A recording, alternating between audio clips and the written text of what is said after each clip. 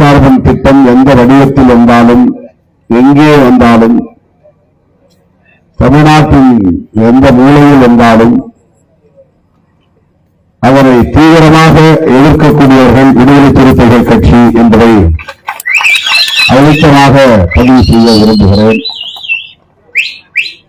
ஏற்கனவே ஆங்காங்கே இது போன்ற இயற்கை எரிவாயு திட்டங்களை எதிர்த்து மக்கள் முன்னெடுத்த போராட்டங்களில் விடுதலை சிறுத்தைகள் உறுதியாக நின்று மக்களோடு மக்களாக நின்று எதிர்ப்பை தெரிவித்திருக்கிறோம். தொடர் போராட்டங்களில் பங்கேற்றிருக்கிறோம். ஆகவேதான் நம்மை வந்து தோழர்கள் அழைத்தபோது நான் மறுதளிக்காமல் பரங்கிப்பேட்டையில் நடக்கிற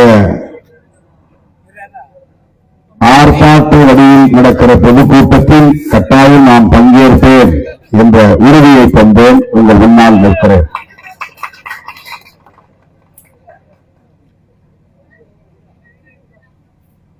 மாற்று எரிசக்தி என்பது இன்றைக்கு உலகம் தகுதி அளவில் ஒரு பெரும் சவாலாக மாறியிருக்கிறது.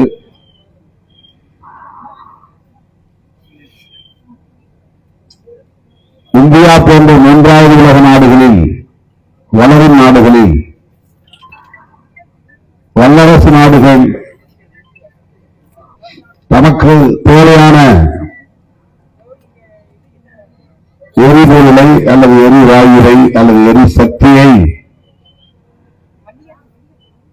எடுத்துக் கொள்வதற்கான எல்லா முயற்சிகளையும் மேற்கொண்டு வருகிறார்கள். அரபு நாடுகளும் அதில் அடங்கும்.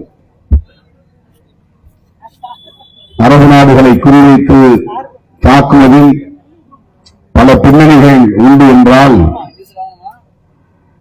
எரிசக்திக்கான தேவையிலிருந்து தொடுக்கப்படுகிற போர் என்கிற ஒரு பின்னணியும் உண்டு.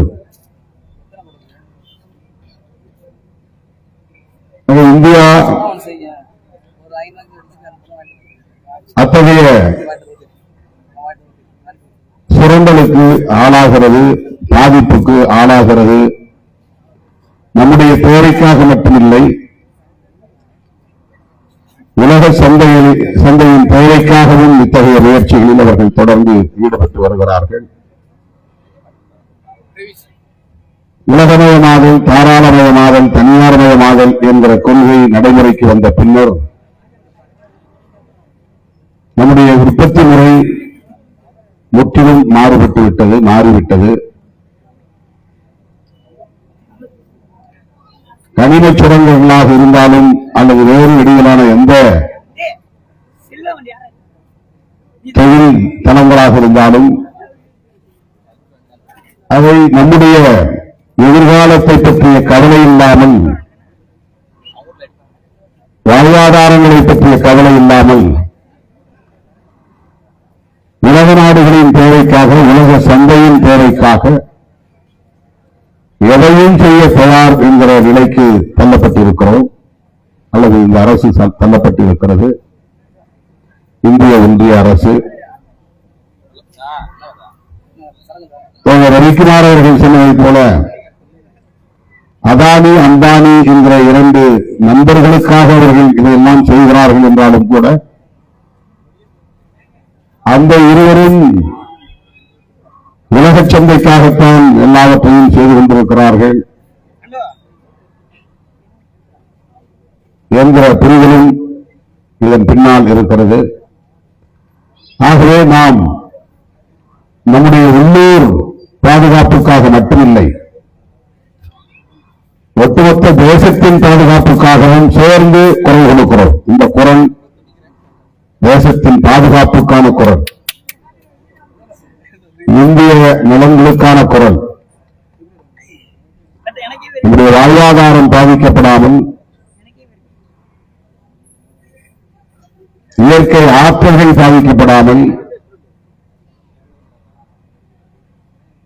நம்முடைய இருப்பு பாதிக்கப்படாமல், எந்த வளர்ச்சியும் வரவேற்கப்பட வேண்டிய ஒன்றுதான். டெவலப்மெண்டல் ஸ்கீம்ஸ் என்கிற பெயரில், வளர்ச்சி திட்டங்கள் என்கிற பெயரில்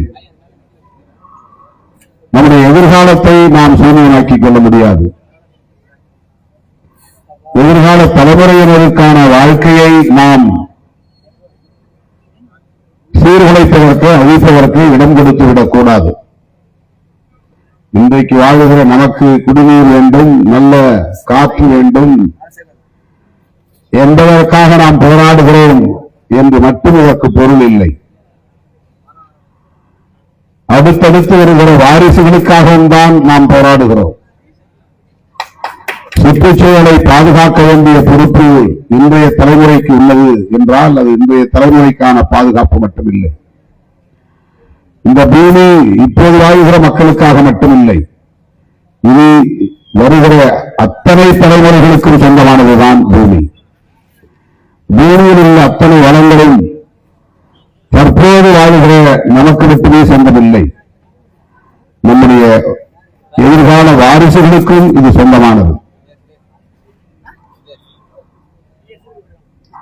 நம்முடைய வீடுதான் நமக்கு உரியது, நம்முடைய நிலம்தான் நமக்கு உரியது. நம்முடைய வீடு, நம்முடைய நிலம், நாம் சேர்த்து வைத்திருக்கிற சொத்து, இது நம்முடைய நேரடியான வாரிசுகளுக்கு பயன்படும் அல்லது போதும் என்று நாம் எண்ணுவது இயல்பானதுதான். ஆனால் மனித குலத்திற்கே இந்த பூமி, உயிரினத்திற்கே, அனைத்து உயிரினத்திற்கும் இந்த பூமி சொந்தமானது.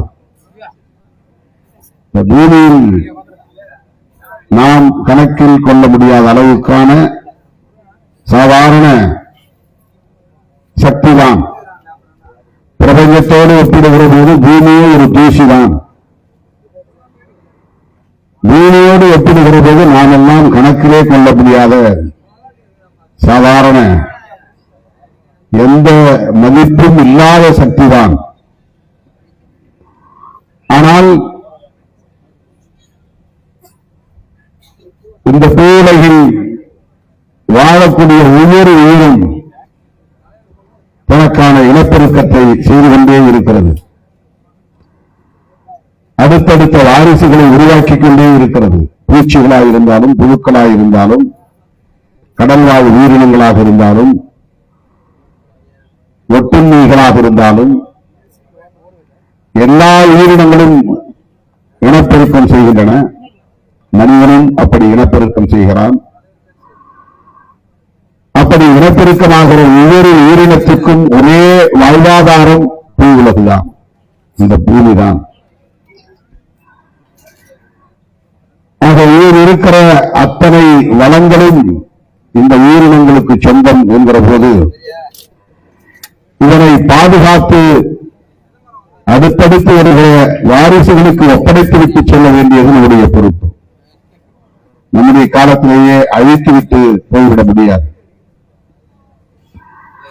இருக்கிற நிலக்கரியெல்லாம் நாம் சுரண்டி எடுக்கிறோம். இருக்கிற இயற்கை எரிவாயு எல்லாம் நாம் உறிஞ்சி எடுக்கிறோம். குடிநீரை எல்லாம் நாம் உறிஞ்சிக் கொண்டிருக்கிறோம் என்கிற போது அடுத்தடுத்து வரக்கூடிய தலைமுறையினருக்கு இந்த பூவுலகம் தொடர்ந்து வாழ்வாதாரமாக நீடிக்குமா என்பது ஒரு கேள்வி. அதை தாண்டி இந்த வளங்களை நச்சாக்குவது என்பது எவ்வளவு பெரிய தீங்கு அல்லது துரோகம்.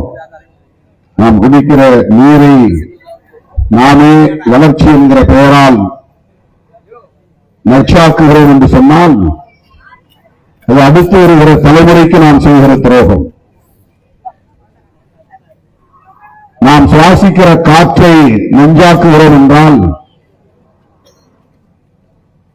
இந்த காற்று மனிதகுலத்துக்கு மட்டுமல்ல, எல்லா உயிரினத்துக்கும் தேவையானது. ஆகவே நம்முடைய தற்காலிக வளர்ச்சிக்காக, உடனடி தேவைக்காக நாம் மேற்கொள்ளுகிற நடவடிக்கை நம் கண்முன்னால் ஒரு வளர்ச்சியாக தெரியும். ஆனால் அது அடுத்தடுத்து வருகிற தலைமுறைக்கு எவ்வளவு பெரிய தீங்காக அமையும் என்பதையும் நாம் கணக்கில் கொள்ள வேண்டியிருக்கிறது. இந்துஸ்தான் ஆயில் எக்ஸ்ப்ளோரேஷன் லிமிடெட் என்கிற ஒரு தனியார் நிறுவனம், வேதாந்தா நிறுவனத்தை போல அரசின் ONGC போல இது ஒரு தனியார் நிறுவனம். அவனுக்கு இது ஒரு தொழில். இந்த தொழிலில் அவன் ஈடுபடுகிற போது கோடிக்கணக்கிலே அவனுக்கு ஆண்டுதோறும் லாபம் கிடைக்கும். தனிப்பட்ட முறையில் அவனுக்கு லாபம் கிடைக்கிறது, பொதுமக்களுக்கு அது எரிசக்தியாக பயன்படுகிறது என்பது ஒரு தற்காலிகமான விளைச்சல். ஆனால் அதன் மூலம் ஏற்படுகிற சேதங்கள், பாதிப்புகள், சீரழிவுகள் இந்த பூவுலகுக்கே மிகப்பெரும் பாதிப்பை உருவாக்குகிற பேரிடராக மாறும் என்கிற போது நாம் முன்னெச்சரிக்கையாக இதை தடுக்க கடமைப்பட்டவர்களாக இருக்கிறோம். அந்த பொறுப்புணர்வோடுதான், அந்த புரிதலோடுதான் இத்தகைய திட்டங்களை நாம் எதிர்க்கிறோமே தவிர நாம் வளர்ச்சிக்கு எதிரானவர்கள் இல்லை.